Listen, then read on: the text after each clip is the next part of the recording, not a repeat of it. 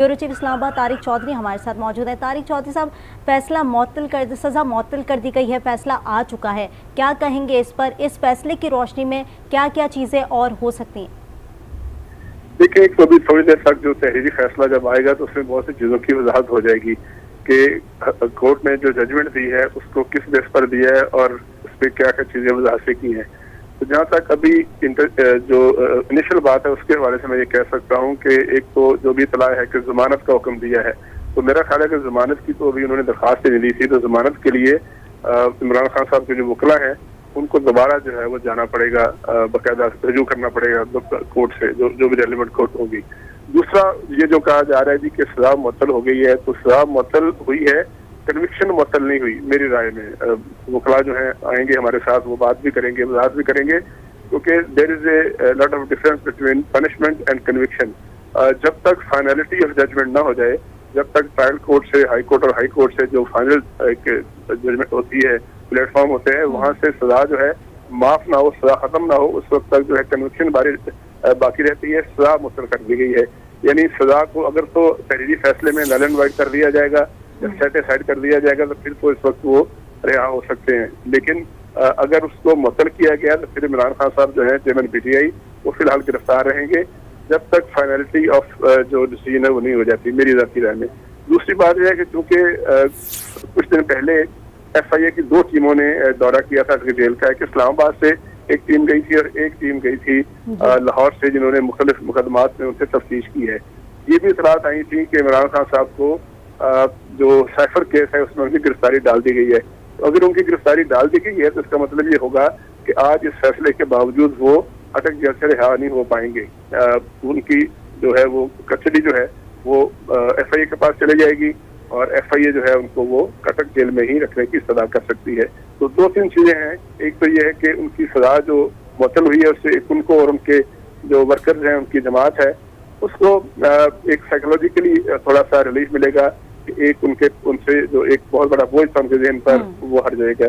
लेकिन सजा जो है वो कब तक जारी रहेगी, कब तक उनको जो रखा जाएगा, इसका दारोमदार है उन केसों पर जो कि उन पर बहुत ज्यादा और केसेज हैं।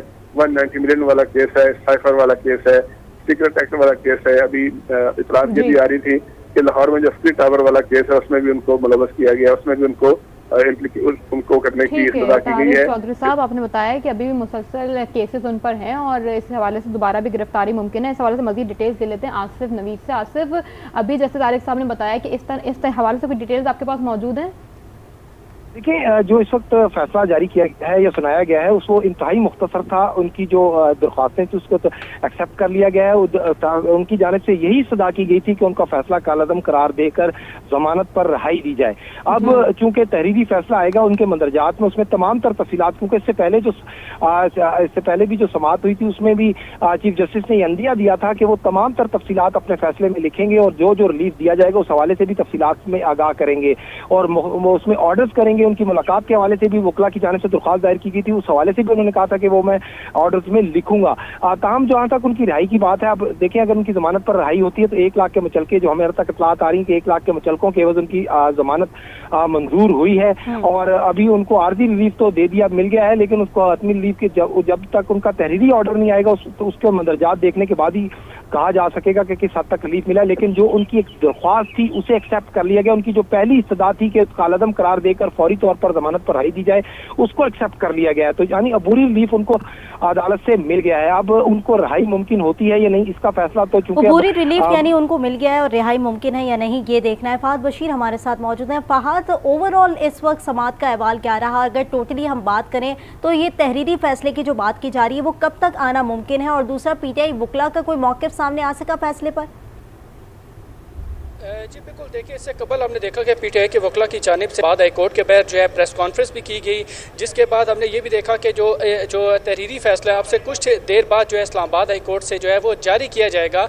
इससे कबल ये इस्लामाबाद हाई कोर्ट से फैसला जारी किया गया था, चेयरमैन PTI की जो सज़ा है वो मुअत्तल की गई है, 1 लाख जो मुचलके वो जमा कराने का हुक्म दिया गया है। और यहाँ पर यह भी देखा जा सकता है कि जो पुलिस है अभी भी यहाँ पर जो है भारी नफरी के साथ इस्लामाबाद हाई कोर्ट के बाहर वो मौजूद है और तमाम तमाम तर जो सूरत हाल है वो देखी जा रही है। और इसके साथ साथ जो PTI के वकील हैं वो इस वक्त इस्लामाबाद हाई कोर्ट के जो मेन गेट है उस तरफ वो जो है आ रहे हैं, और बड़ी तादाद में वो इस वक्त जो PTI के वकील हैं वो मौजूद हैं। और इस फैसले के बाद जो है अगला लाए अमल का जो है उनकी जानिब से जो है वो ऐलान